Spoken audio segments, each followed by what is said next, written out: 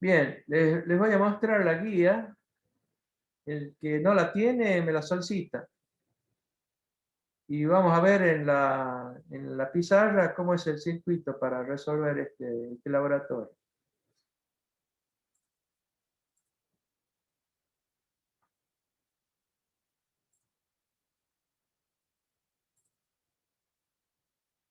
¿Pueden ver? Sí, profe. Sí, profe.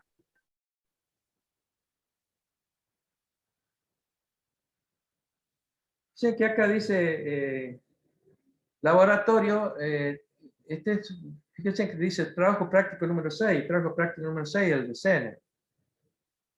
Entonces este que estoy viendo acá, le voy a poner un 8. Porque así lo pusimos acá en este año, ¿no? Ahí lo corregí, desarrollo, trabajo práctico número 8 del laboratorio. Objetivo, el alumno deberá tomar los conceptos vertidos en la teoría y en la práctica se tratan de transistor bipolar. Esta práctica del laboratorio consiste en dos partes. Primero, obtener la curva característica de salida de un transistor bipolar y obtener el valor de ganancia de corriente en zona activa o lineal, que la conocemos como beta o HT. Segundo, polarizar el transistor bipolar, obtener su recta de carga teórica y su recta de carga práctica. Y el valor de la ganancia de corriente nuevamente beta. O sea que este tiene dos partes, no es tan inmediato, ¿eh? Porque hay que hacer unas curvas que las deberían tener preparadas, las tablas, para tomar los valores. Después les muestro el circuito. Dice armar en el simulador, está preparado esto para el simulador, el circuito curva característica de salida. A ver si está hecho el circuito acá, le muestro. Esperen un momento.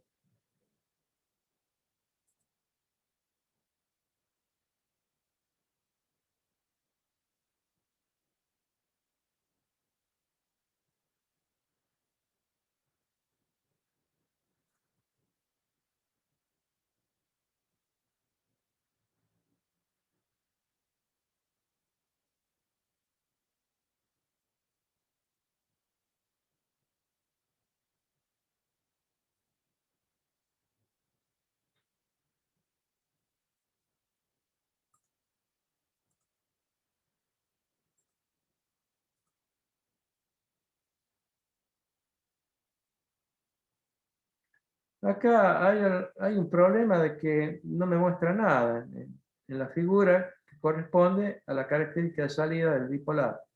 Voy a insistir a ver qué está pasando. El PDF le da como un error para abrir o algo así.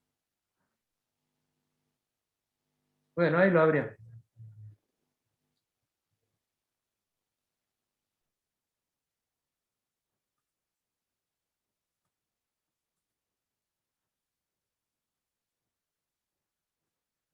Fíjense, no sé si en este momento están observando la pantalla mía.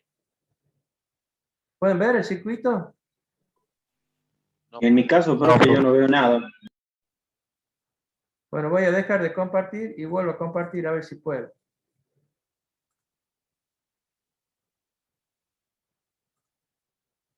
¿Se puede ver ahora? sí, ahora sí. Bueno, fíjense que el circuito usa dos fuentes, uno a la entrada BBB y otro a la salida BCC.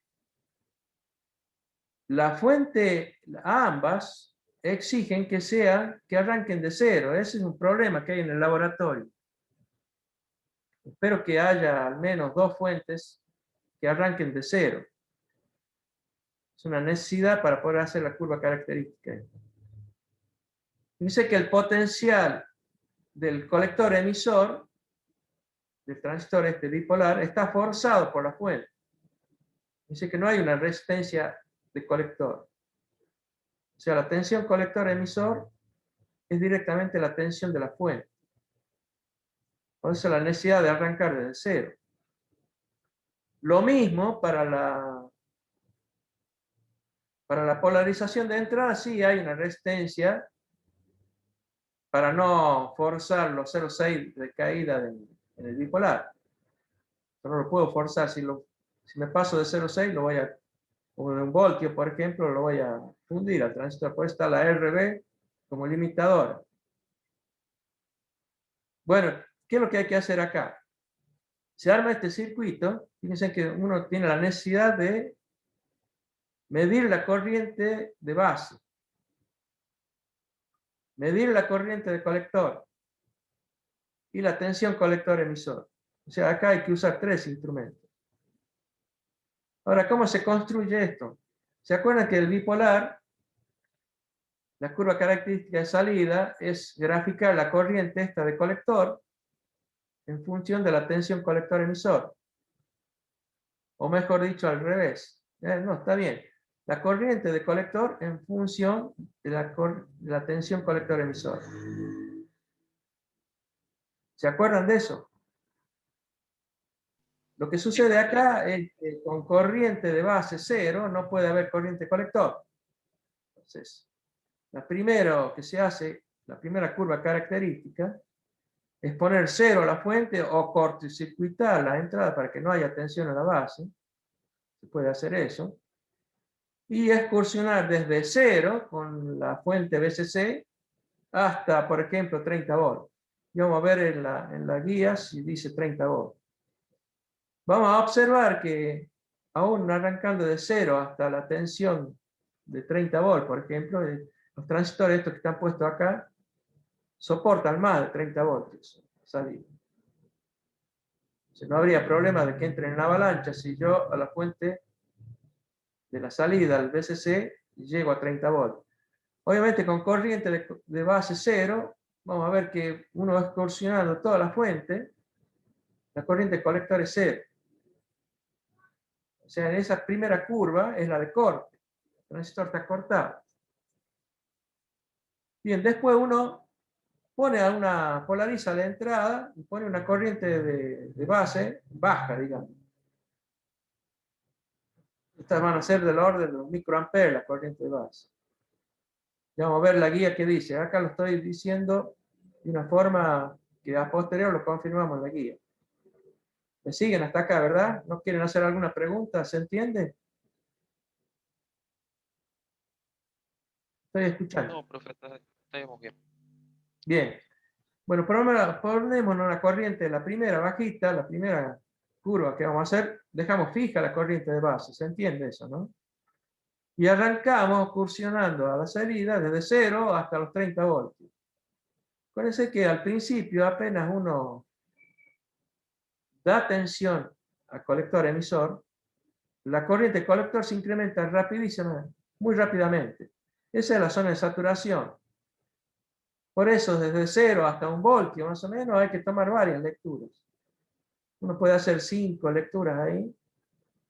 Y vamos a ver que a posterior de 1 voltio, sin cambiar la corriente base, ya la dejé fija, yo aumento la tensión a 1 voltio, a 2, a 3, a 4, hasta 30, prácticamente la corriente colector no cambia, porque entramos en zona lineal. ¿Se entendió hasta ahí, verdad? Entonces, tenemos para una corriente de base IB1, por ejemplo, varias corrientes de colector. Esa es la primera curva. Una vez que yo termine eso, me hago otra curva. Aumento la corriente de base, pongamos un IB2, y devuelvo, repito, excursiono con la tensión de salida. Desde 0 hasta 30 volts. Tomemos varias lecturas al principio, o sea, por ejemplo, 200 milivolts, 500 milivolts, 700 milivolts, 1 voltio, para ver que la corriente se incrementa rápidamente. Y a posterior, con 2 voltios, 5 voltios, 10 voltios, 15, 20, 25, 30, prácticamente la corriente del colector no va a cambiar. O sea, quiere decir que de vuelta estamos en zona lineal. En zona lineal es decir, la corriente de base la multiplico beta veces, perdón, la corriente de colector multiplico beta veces la corriente de base. Bueno, entonces tenemos 2 curvas ahí. Y ahí podemos hacer otra curva más. No sé, vamos a ver la guía si dice 3 o 4 curvas distintas. Y una vez que las hemos construido, hacemos el promedio, porque en realidad a partir de 1 voltio hasta los 30 que entramos en zona lineal, en realidad la corriente de colector no es una constante, va cambiando levemente, cada vez es un poquito más, pero no tanto como en zona de saturación. Zona activa prácticamente se comporta como una fuente de corriente el transistor. Entonces, para cada curva deberíamos obtener un promedio en zona lineal en qué corriente de colector tenemos. Esa corriente promedio de colector dividido la de base nos da un beta. Eso para la curva 1, para la curva 2 igual, para la curva 3. Y esos betas, después los comparamos, más o menos tienen que ser iguales. O se parecen muchísimo. Entonces, se entendió la metodología de cómo hay que hacer para obtener las curvas de salida. Les pregunto a todos, así vamos a ver cómo está escrito en el papel de la guía. Sí, profe, se entendió. Bien, se entiende, ¿verdad? Vamos a ver la guía. ¿Estamos viendo la guía? No, todavía seguimos en el círculo. ¿Están viendo la otra? Bueno, Sí, esperen que Sí. y vuelva a compartir, porque obviamente no la señalé. Es esta. ¿Están viendo? Ahora sí. Por ejemplo, acá la primera curva dice ajustar la corriente de base a 10 microamperes con la fuente BBB. Construir la curva característica de salida, o sea, la corriente colector en función de la tensión colector-emisor, variando BCC, desde 0 voltios hasta 30. Esta tabla tendría que tener la lista ustedes para que no se demoren. Confecciona una tabla de valores adecuada para tomar los valores de la corriente colector para el siguiente conjunto de valores de la fuente, BCC. A saber, 20 milivolts, si podemos, 100 milivolts. Fíjense que acá, hasta 1 voltio, uno hace unas cuantas lecturas, porque está en zona de saturación. Ahí vamos a ver que la corriente de colector se incrementa rápidamente y después en 2, 4, 6, 10 es como si quedara planchada la corriente. Fíjense que acá pedimos desde 10 hasta 30 minutos, son 4 curvas. Entonces, para todas las curvas construidas, tener la ganancia de corriente en zona activa o lineal. ¿Cómo haríamos eso? Fíjense que cuando yo tenga 1 voltio, 2 voltios, 4 voltios, etcétera, la corriente de colector no es igual, cambia un poquito. Entonces, lo que deberíamos hacer, hay una formulita, hacer el promedio de eso. O sea, fíjense que si tomamos lecturas entre, por ejemplo, 2, 4, 6, 10, a ver cuántas son. 1, 2, 3, 4, 5, 6. 6, desde, por ejemplo, 4 voltios hasta 20 voltios. Hacemos una suma de esas corrientes y la dividimos en las 6 muestras. Tenemos un promedio de I de colector. Esa I de colector la dividimos en la corriente de base que le corresponde a esa curva y tenemos un beta o un HFE. Lo mismo para las otras corrientes. Entonces, ahí vamos a comparar más o menos qué beta obtenemos.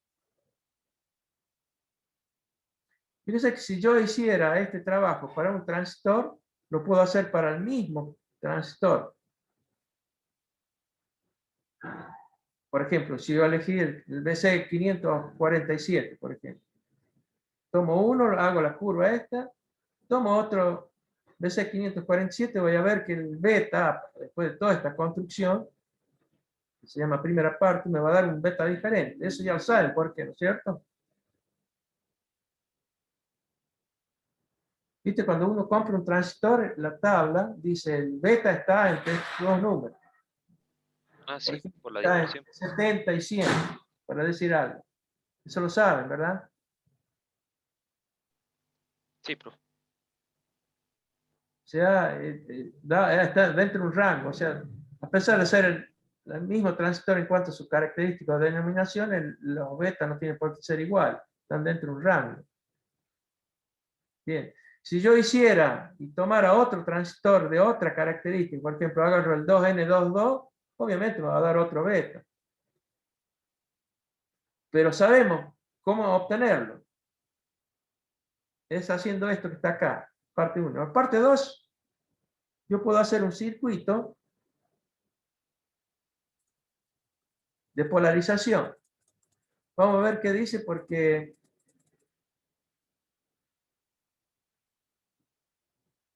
vamos a ver si da valores para la polarización. Dice armar en el simulador un circuito recta de carga. Establecer la recta de carga teórica del circuito.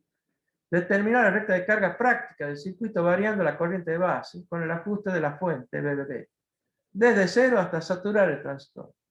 Construir una tabla de valores adecuados para fijar al menos 15 puntos de trabajo punto Q, o sea, el par IC-BCE, que permitan la construcción pedida. Y el valor de beta en dichos puntos, a los efectos de comparar recta de carga de 2 y de 3. La de 2 es teórica, la de 3 práctica. Y de parte, si uno está usando el mismo transistor donde hizo curva característica de salida, ya tiene un beta tanto. Y ese beta que sacamos en la parte 1 debería repetirse más o menos en la parte 2, que es recta de carga. Con los valores de la tabla construida en 3, determinar la ganancia de corriente en zona activa o lineal. Comparar para el transistor ensayado los valores de beta que obtuvo en la primera parte. No sé si se entiende. ¿Quieren que haga el circuito de recta de carga? Porque si me fijo acá, creo que está, a ver. Está acá. Esperen que se las vuelva a mostrar, ¿eh?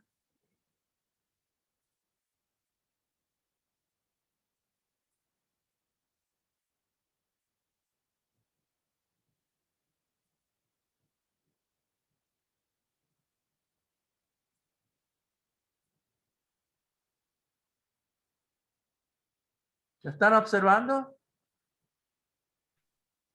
Sí, profe, ahí se ve. Bien.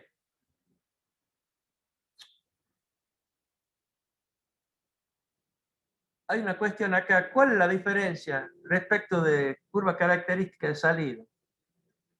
Dice que el circuito es prácticamente el mismo, salvo algo que es fundamental. Díganme ustedes, ¿qué observan ustedes a diferencia del circuito anterior?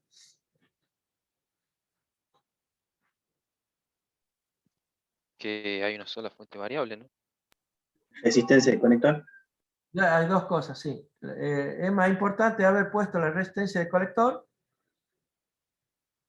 Y bueno, y otra es que pusimos una fuente fija a la salida. Cuando yo puse la fuente de salida, a veces en 12 volts, y la resistencia de carga, la resistencia de colector, ya puse valores, automáticamente ya dije cuál es la recta de carga. Ya saben cómo obtener eso. Si quieren, les hago acordar. Si uno pone la corriente de base con BBB en cero, o cortocircuitando la base, no hay corriente de base, no hay corriente de colector. Entonces, vamos a observar que la recta de carga nace, si la corriente de colector es cero, hay un punto en donde la tensión colector-emisor es la fuente. ¿Se acuerdan de eso? Si no hay corriente de base, no hay corriente de colector, no hay caída en la resistencia de colector y la tensión colector-emisor copia la fuente. Se ve perfecto eso, ¿no es cierto? En cambio, si yo empiezo a aumentar la corriente de base, el máximo que podría yo obtener es cuando el transistor se sature. O sea, cuando la tensión colector-emisor pasa a ser prácticamente cero. No llega a ser cero, pero se aproxima bastante. Eso porque al aumentar la corriente de base, aumenta la corriente de colectores. Oh. Pero no lo hace por cualquier lado, lo hace en la recta de carga. El otro punto de la recta de carga es la máxima corriente de colector, que es la fuente dividido la resistencia de colector, al suponer que la tensión colector-emisor llega a cero. Ese punto no lo vamos a alcanzar nunca, pero a través de la recta de carga, cuando uno aumenta la tensión BBB para obtener corriente de base mayor, mayor corriente de colector, el punto Q se va a desplazar en la recta de carga esta que es, en principio hicimos la recta de carga teórica, o sea, hacemos un dibujito, ponemos BCC de un lado y BCC dividido RC del otro. Entonces da la pendiente negativa que es 1 sobre RC, ¿se acuerdan? Entonces cuando nosotros anotemos en la tabla, al variar la corriente de base, el punto Q se va a desplazar sobre esa recta de carga. Esa recta de carga ya sabemos cuál es la teórica. Ahora la práctica es simplemente tomar lectura. Para tal corriente de base me corresponde, o mejor dicho, para tal tensión colector-emisor tengo tanta corriente de colector. Y así, desde los 12 volts que está cortado, hasta casi 0, 100 milivolts que está saturado. En el eje de las abscisas donde está la tensión colector-emisor. Y en las ordenadas estoy viendo la corriente de colector. Uno va anotando eso y después compara. Vuelvo al escrito a ver si se entendió cómo es la construcción de esto.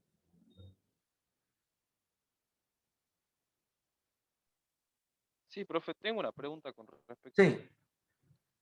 Tengo una pregunta con respecto a lo que esperaríamos ver en el osciloscopio, ¿no?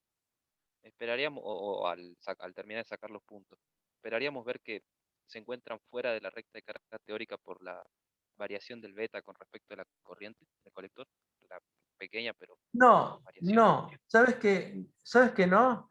El beta, lo que cambia ahí es la velocidad con que se movería el punto desde el punto Q, desde el corte, hacia saturación. ¿Se acuerdan del problema ese que hicimos la clase pasada, que es de examen, en donde teníamos los dos transistores iguales, pero en el sentido de la polarización, ¿no? Resistencia de base igual, resistencia de colector igual, y las entradas iguales en la base, la señal de entrada igual. Pero uno tenía un beta más grande que otro, quiere decir que el punto Q va más rápido en el transistor que tiene más beta. Pero no se deberían desviar los puntos Q respecto a la recta de carga teórica. O ver que están prácticamente ahí encima. O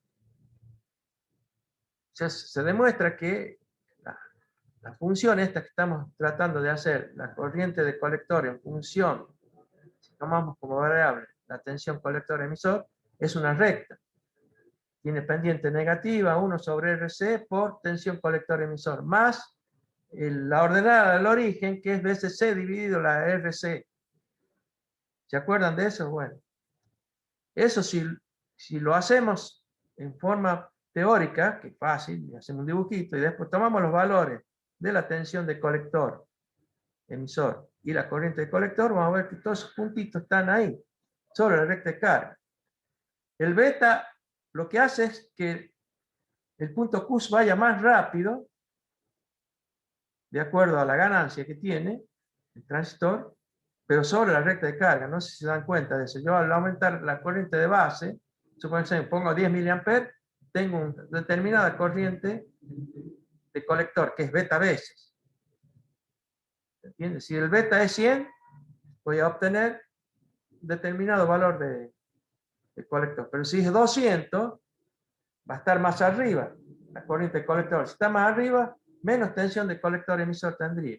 O sea, va más rápido hacia saturación. ¿Se entiende eso?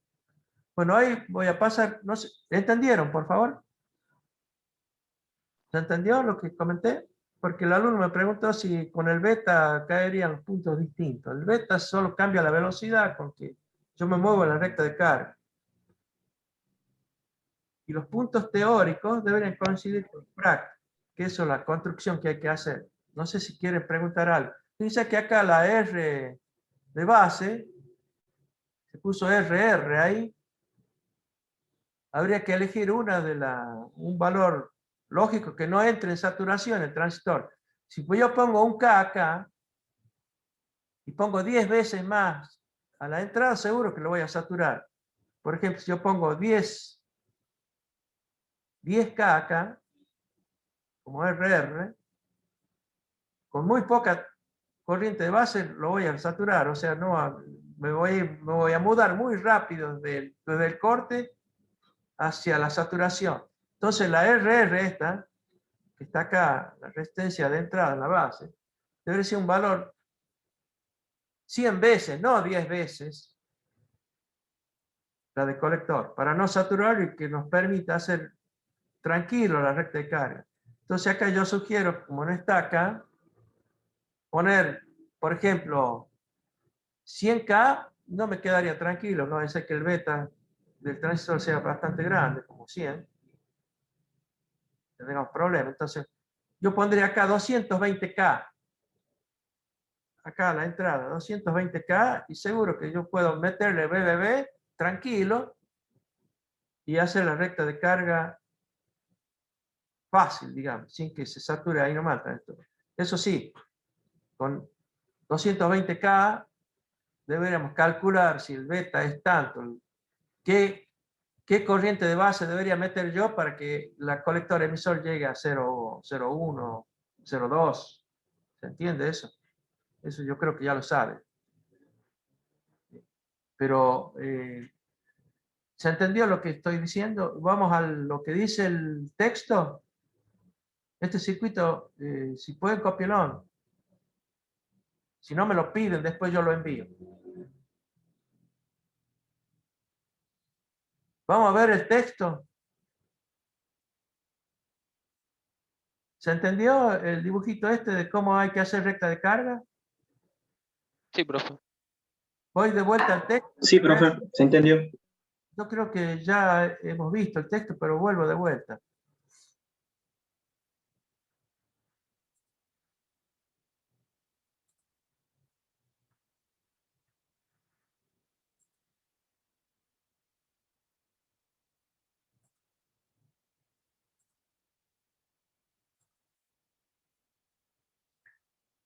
¿Estamos viendo segunda parte?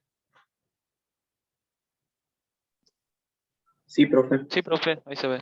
Ahí dice simulador, porque está hecho del año. El que pueda hacer presencial, bienvenido sea, porque no, es otra cosa. El simulador es rápido si uno lo sabe usar y todas esas cosas, pero no es lo mismo que estar en los fierros, que es lo que les recomiendo yo.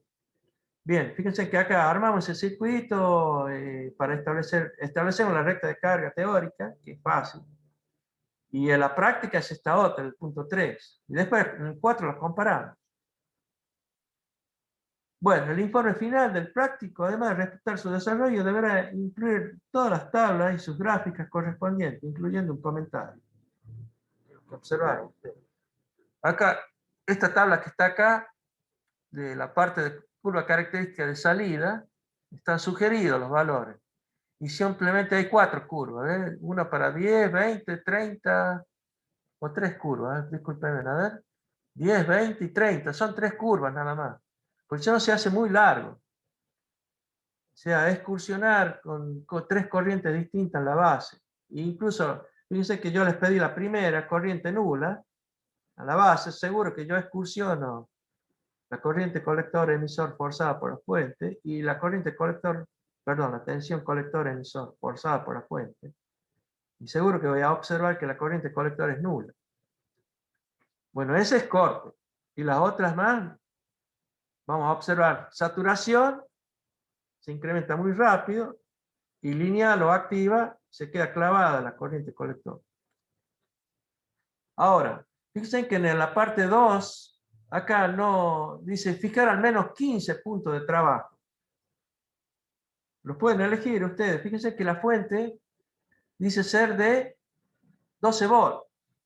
Yo podría tomar valores, obviamente la de 12 volts, después me vengo a 11 volts y medio, ajusto la corriente de base, si quiero la mido, sí, lo tienen que medir, hay un amperímetro ahí, pero ajusto la corriente de base para que el colector emisor llegue a 11 volts y medio, por ejemplo, y ahí hago un punto Q. Después hágalo en 11, en 10, en 8, ¿se entiende eso, no? Porque acá fíjense que dice, habla de 15 puntos, pero no dice cuáles son y qué criterio tomaría.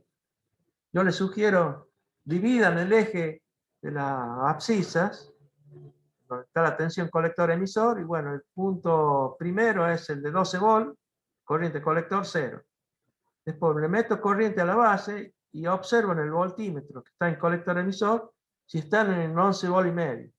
Si me paro ahí 11 volt y medio, digo, para tensión colector emisor 11 volt y medio corresponde tal corriente de colector. Ese es un punto Q.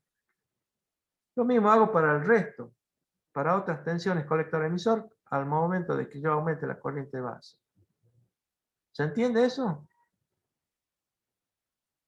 Dice, fijar menos 15 puntos. Me parece que 15 puntos, dice, si tomáramos tensión colector cada 1 voltio, tenemos 12 voltios. Pero, fíjense que cuando yo llegue a 1 voltio, voy a entrar en saturación. ¿Verdad? Entonces, pues, voy a empezar a aumentar la corriente de base y voy a ver que se pone perezoso en bajar la tensión de colector emisor. O sea, voy aumentando la corriente de colector, estoy aumentando, estoy metiendo más corriente de base, ya en recta de carga, ¿no? Y voy a ver que se pone perezoso el transistor en bajar su tensión colector emisor, porque estoy saturando. Y ahí voy a ver, obviamente, el beta ya no vale el de zona lineal, el beta se cae, eso ya lo saben, porque estoy saturado. Entonces le puedo meter rosca a un montón de corriente de base, y la corriente de colector no quiero saber más nada, porque está limitada por la resistencia de colector, y la recta de carga, que yo no me puedo mover de ahí. ¿Se entiende eso? Sí, profe. Bueno, faltaría ver el transistor efecto de campo. Fíjense que este bipolar, tenemos la curva característica de salida. El circuito es fácil. El del FET también sería muy parecido.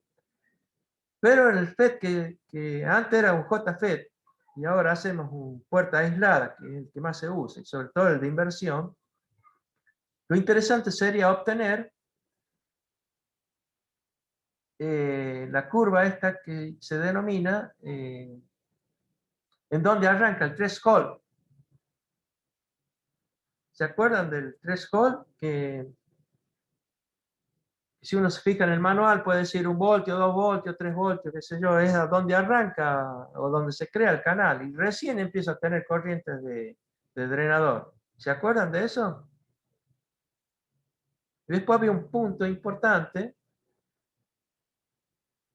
donde yo hacía la cuentita entre el threshold y la tensión aplicada entre la puerta y el source, y ahí se puede decir el punto de quiebre. Fíjense que, acuérdense que a diferencia del transistor bipolar, después que yo pase el threshold y arranca el FET, se incrementa como si fuese en la zona de saturación del bipolar.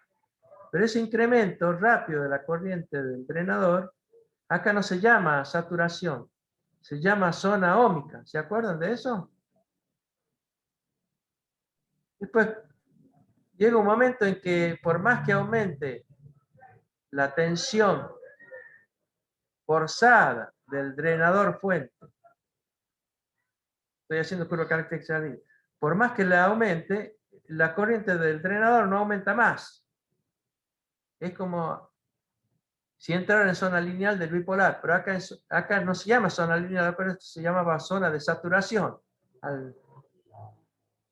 Porque el transistor bipolar, perdón, el efecto de campo, tiene el canal ya definido y por más que le meta más tensión drenador fuente, no, la corriente del drenador no aumenta, porque ya me chupé todos los portadores disponibles. ¿Se acuerdan de eso?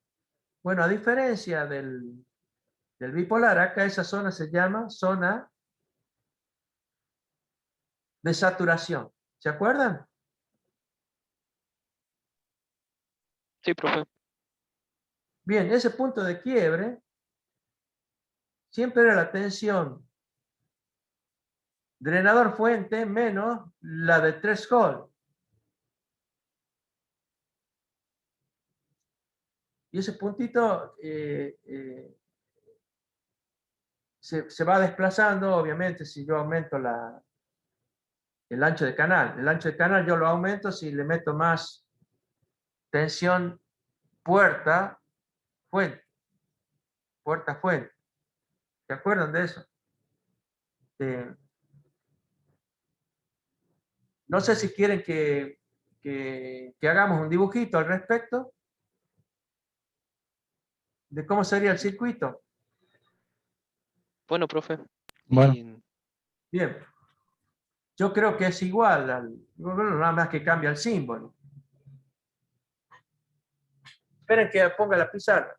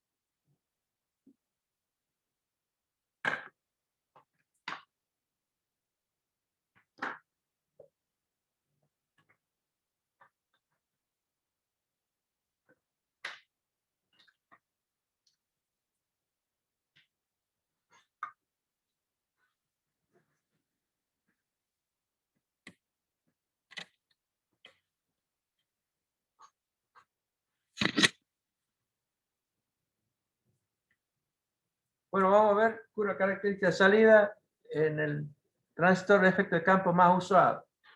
Antes hacíamos un JFET, ahora vamos a poner un puerta aislada de inversión. Puerta aislada, el símbolo, vamos a usar un canal N. El símbolo es así. Este sustrato, el canal N, está acá. El sustrato está unido a la fuente.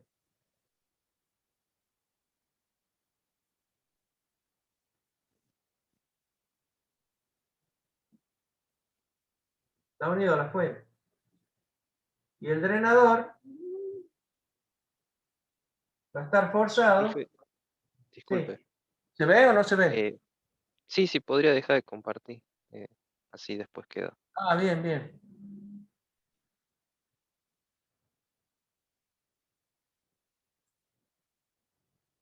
Es para que se vea un poco más grande, ¿verdad? Pueden ver más grande, ¿verdad? Sí, Sí, ahí sí, profe. ya se ve. Bien, acá hacemos lo mismo en el potencial este que es de curva característica de salida, es la tensión, este es el drenador, esta es la fuente y esta es la puerta. Bueno, esto vendría a ser DS.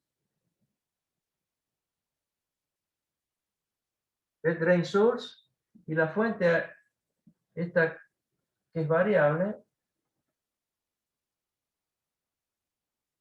se denomina BDD por el drain.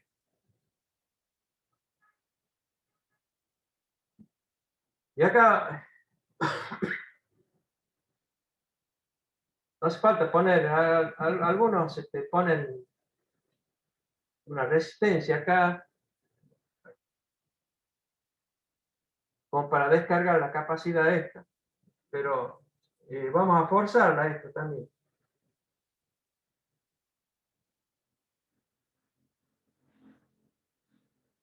Y acá, por ser canal N, se necesita un potencial positivo para crearlo al canal. Crearlo al canal significa cerrar esto así. Bueno, esta tensión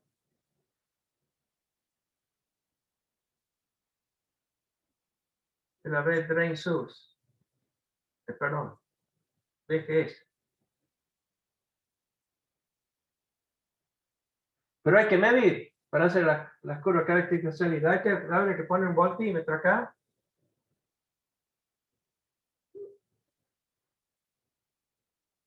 Para medir esta tensión. Un voltímetro para medir esta tensión.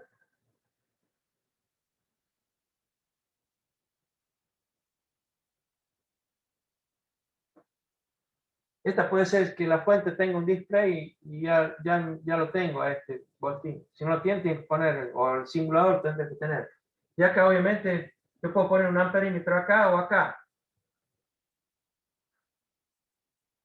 supuestamente al ser esto de alta impedancia, la corriente que viene por acá es muy poquita y el error de ponerlo acá o acá, eso lo estudian en otra materia, no sé si lo vieron eso, conexionado para, por ejemplo, para medir potencia.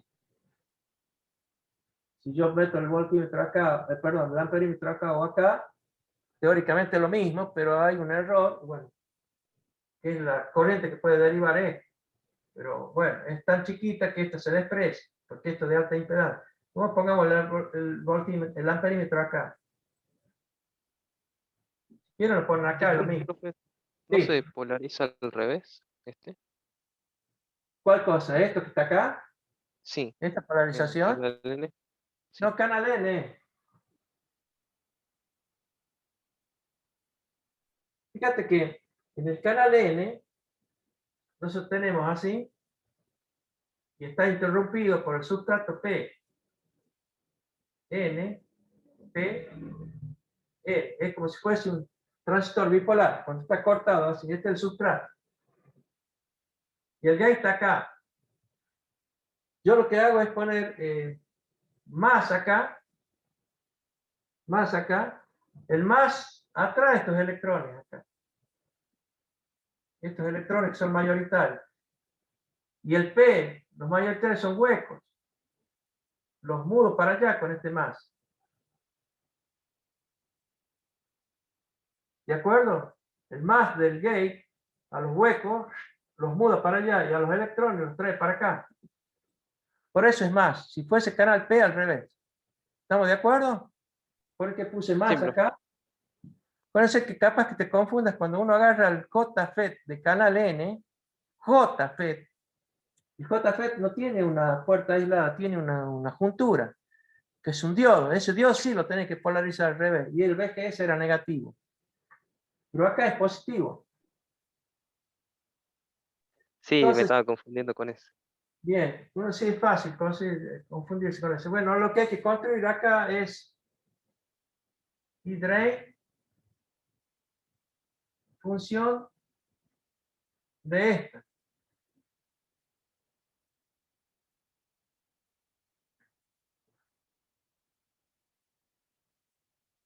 B, acá voy a poner B drain sur, perdón. Está forzada, es drain source. Y la curva característica de salida, acá la hago rápido. Tiene esta forma. Fíjese que en el bipolar hace así. Pero en este no hace así. Arranca de acá así. Hace así. Y si meto otra más grande así, hace así. Esto que está acá, cuando se incrementa, esto vamos a poner B drain sur. Si yo hago esto que está, este es para BGS1. BGS1 es que yo superé la tensión de umbral, que es el BTH.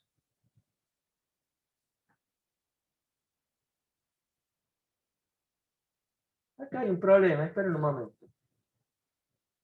Esto que está acá no es para el caso de curva característica de salida, discúlpenme. El BTH que está acá está en esta tensión, no en la drain source. Está en BGS.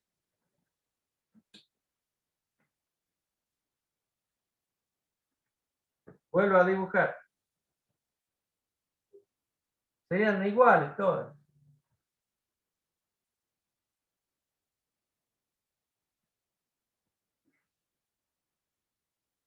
Si yo no superé, si BGS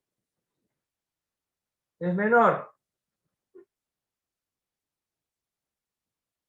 que la tensión de umbral, voy a tener una curva acá por acá en corto.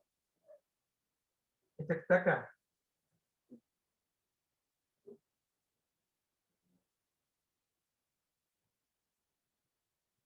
B que S menor que BTH.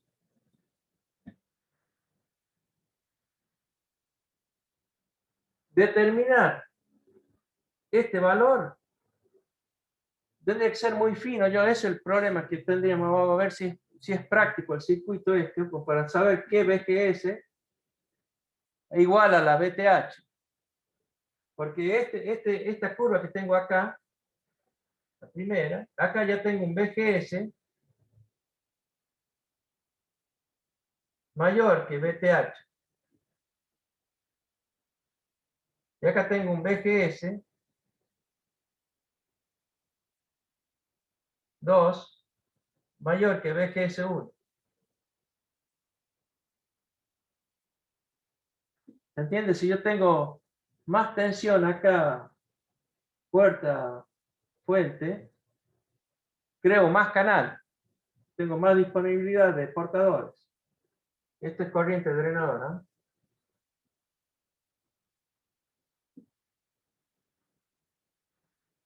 Bien, el tema es estos puntos.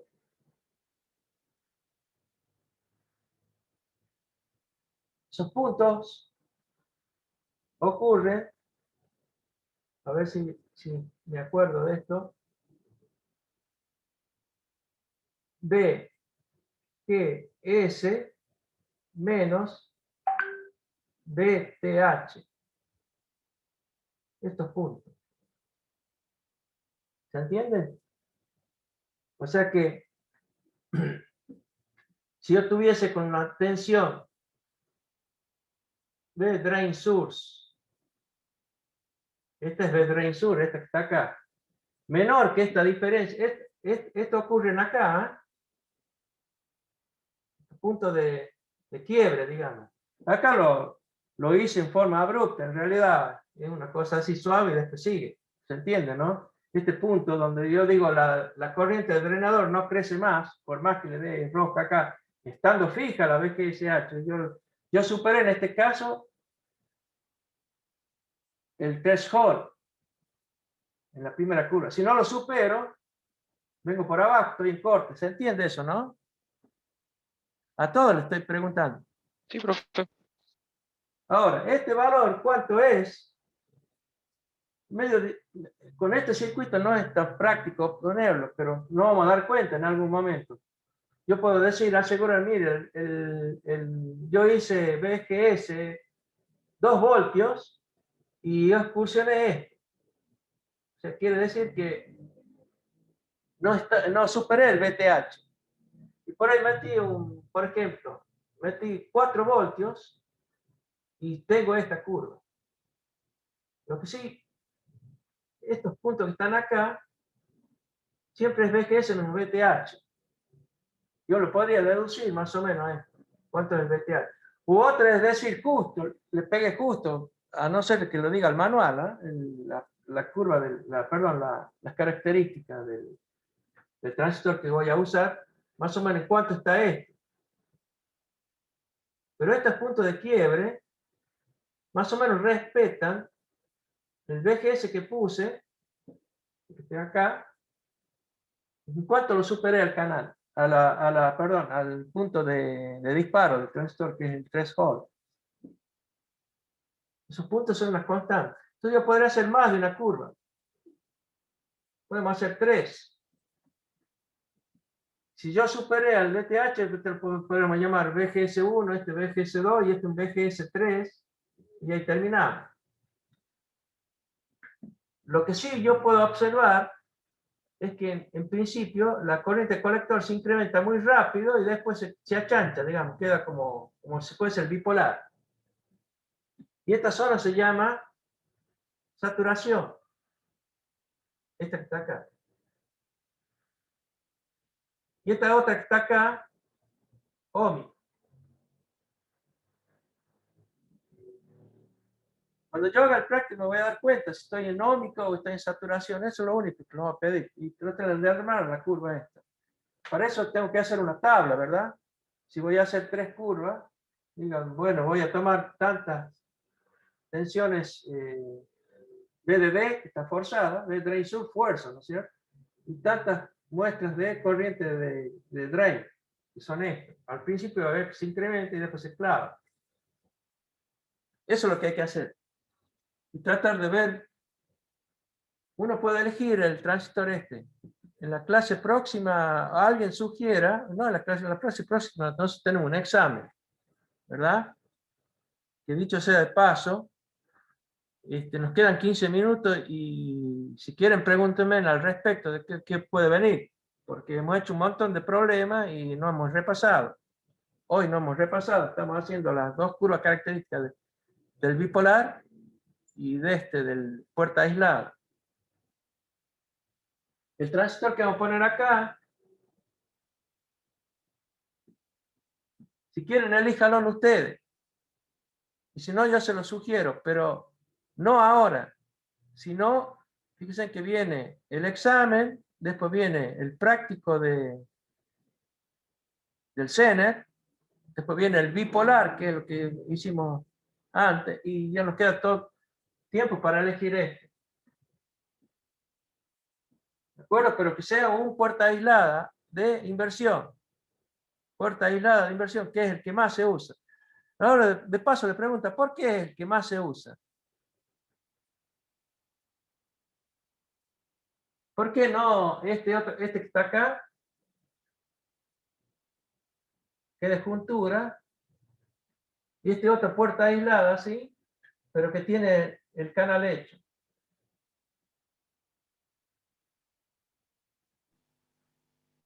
Bueno, ¿Por habíamos qué no visto, este y este sí? Son tres para acordarse. Fíjense que acá puse canal N por simplicidad. ¿Por habíamos qué visto que este no y este sí? Aunque podría ser también este, pero este es mejor. lo primero que habíamos visto es que en el de juntura se necesitaban tensiones negativas para polarizarlo, en el caso del canal N.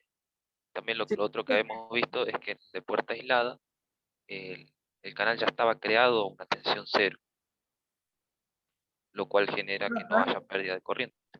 perdón. ¿Cómo, quién dijo eso? ¿Vuelve a repetir?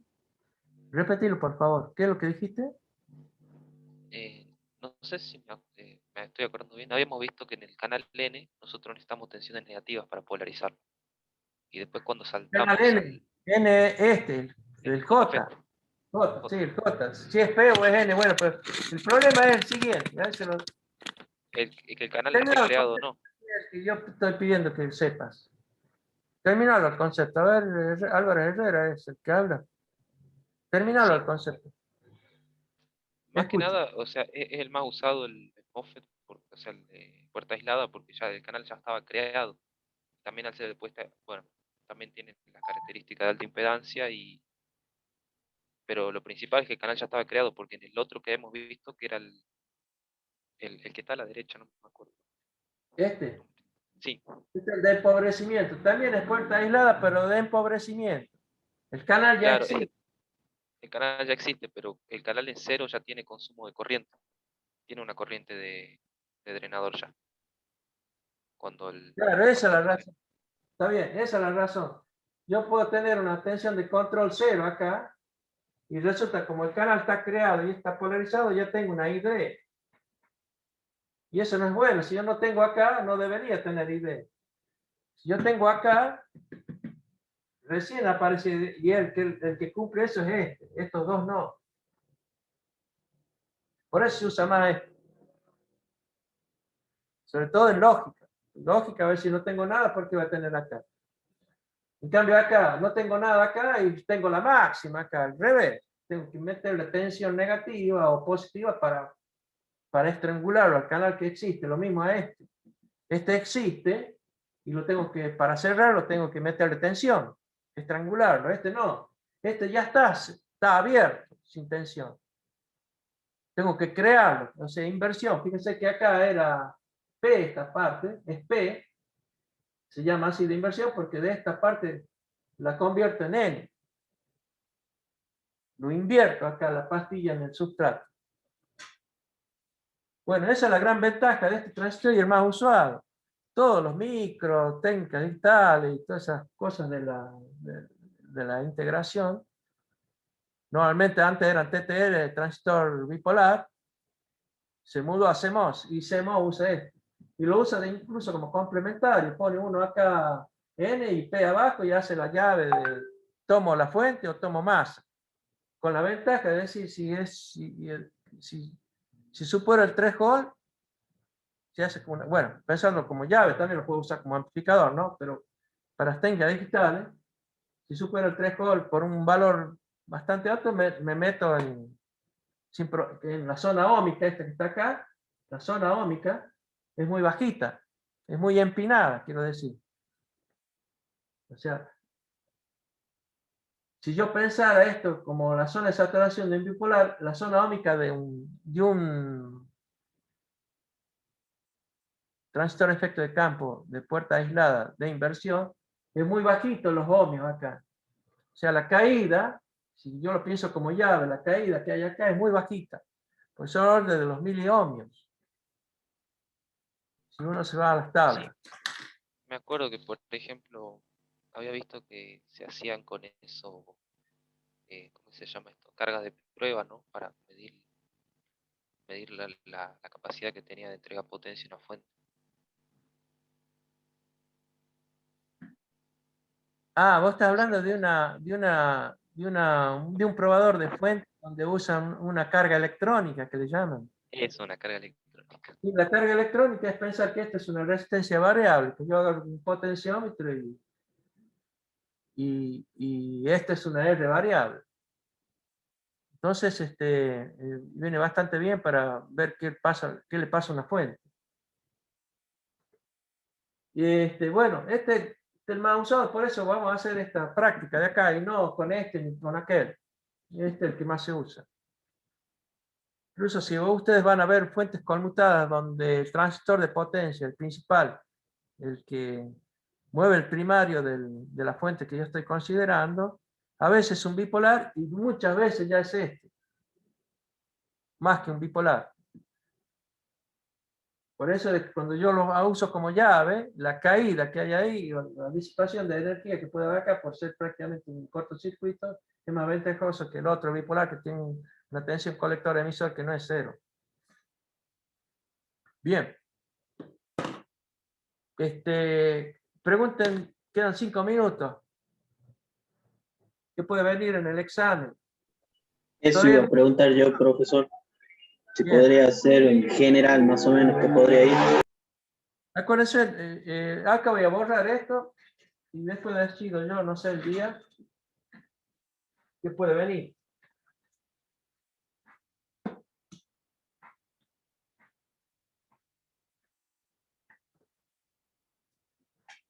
Lo tienen que tener muy claro.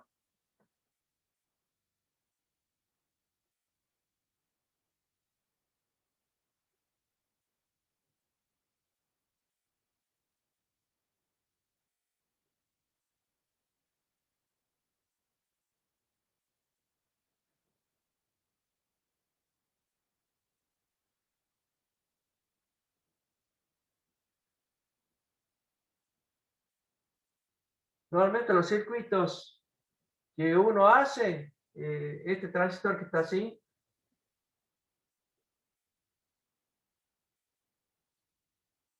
la tensión esta que está acá,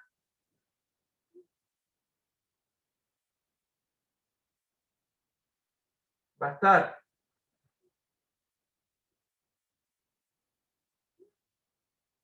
¿sí? ¿Cómo sé eso yo?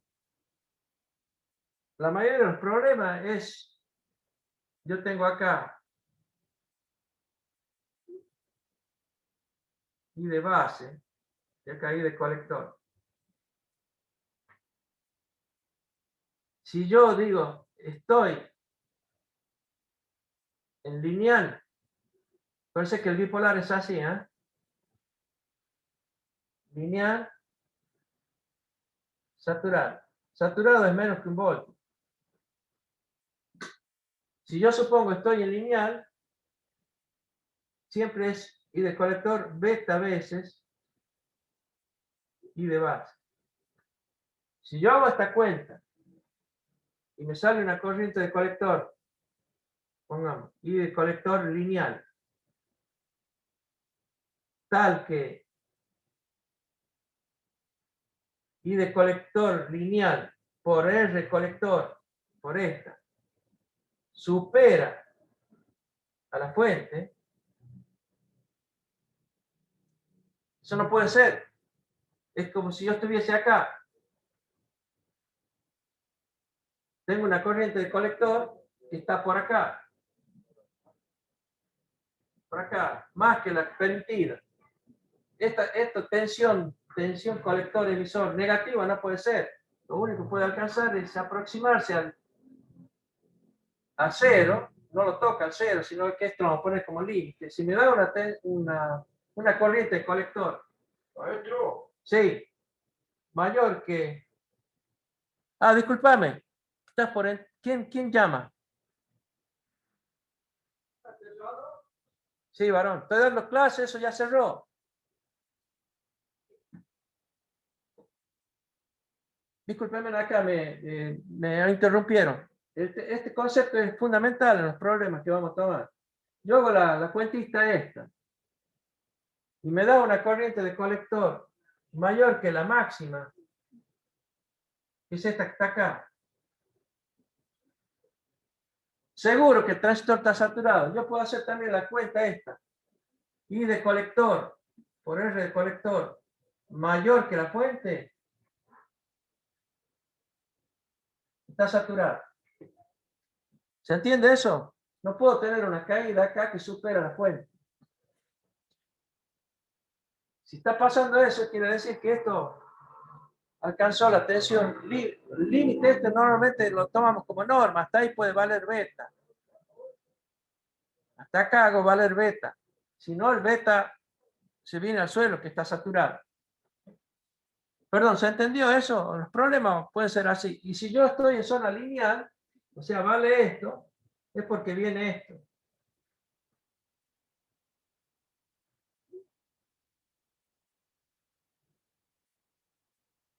Yo acá, a la salida, tengo la tensión de Zener y la tensión esta, que es una constante. Y la ventaja es que acá la corriente de base, esta está en zona lineal, la I de base, acá tengo beta veces la I de base, más 1. La de emisor es beta veces más 1, la I de base, acá, a la salida. Este trabaja en zona lineal y los otros circuitos es probable que trabajen en saturación o corte. Así pueden ser los problemas. Hemos visto un montón de problemas así, ¿se acuerdan?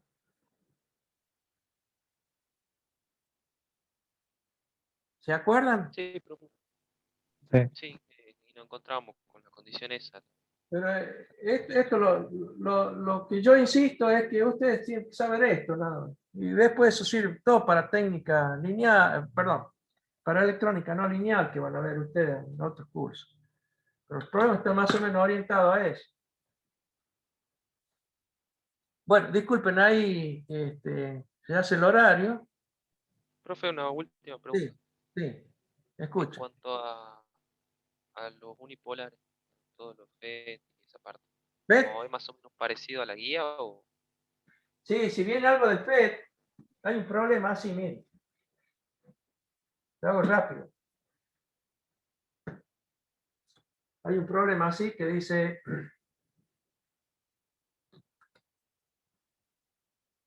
Este que es larguísimo. ¿Se acuerdan que era así?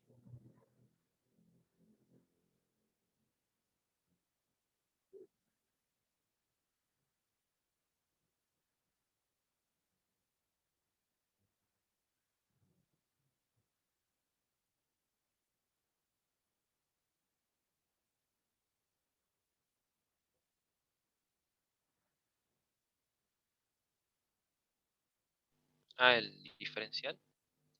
Sí. Y este tenía, beta 1 menor que beta 2. Quiere decir que este se va a saturar, este se va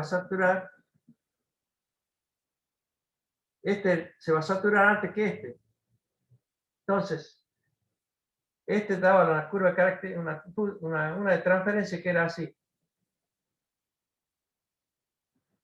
Tenía una recta de carga así y otra recta de carga así. Eso lo hicimos. Uno se puede pedir esta tensión.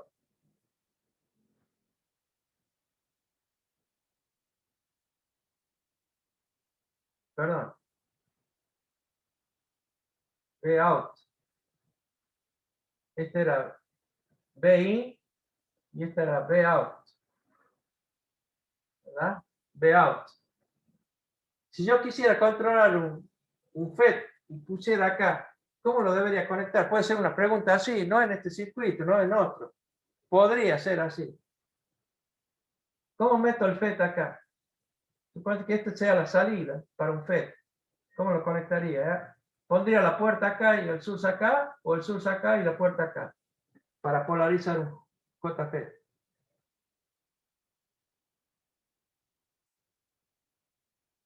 Supone que yo tomara un JFET N. Pongo la puerta acá, o pongo la puerta acá. Si la tensión es así. Obviamente, si pongo la puerta acá, de este otro lado está el source.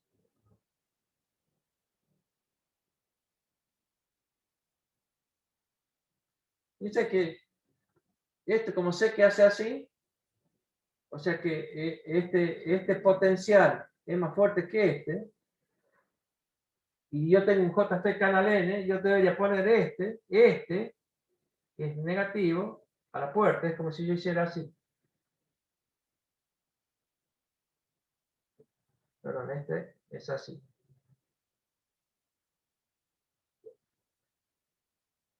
Este va acá y este otro va acá. Porque esta tensión que está acá es menos. ¿Se entiende? V out hace así y menos V out hará así. Viene así y hace así. Estas tensiones negativas sí me hacen laburar esto. O sea, esto que está acá es conceptual, es decir, ¿cómo lo conecto? ¿Se entiende? De acuerdo a la tensión de salida que tengo, y si es un JFET, algo así, y si es un puerta aislada, MOSFET, inversión, canal N, es al revés. O sea, no necesito estas tensiones negativas, necesito directamente estas. ¿Se entiende? Eso es conceptual. Sí, profe. No es acá, no estamos pidiendo un cálculo y qué sé yo, cuándo se corta, cómo trabaja o pongo la salida acá. O sea, es un lío, ¿verdad? Si no digo, ¿cómo que lo conectas? Si viene una etapa a posterior donde yo tengo un efecto de campo. Hay algunos problemas así de algunos exámenes finales, no de parciales. Así que bueno, este que está acá, que lo hicimos la clase anterior, no es de parcial, es de final, que es larguísimo, ya lo vieron ustedes. ¿Se acuerdan de eso? Sí, profe. Hay que partir de dos En cambio, este que es así,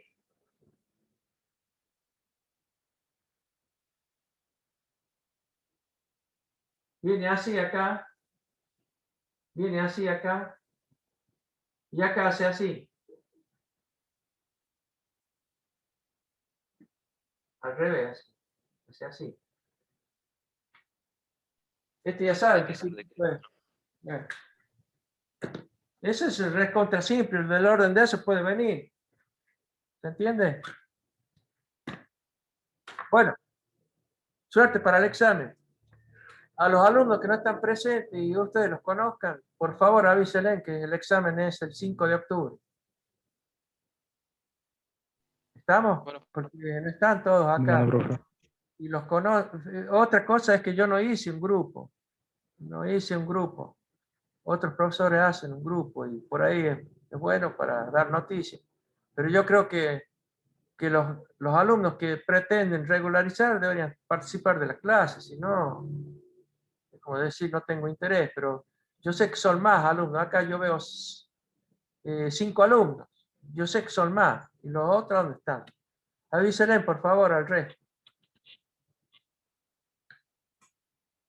Le van a avisar a los conocidos, ¿no? Sí, profe. Gracias. Ok. Buenas noches a todos y nos vemos en la clase próxima. Buenas noches, Bueno, profe. Hasta la profe. próxima clase. Buenas noches.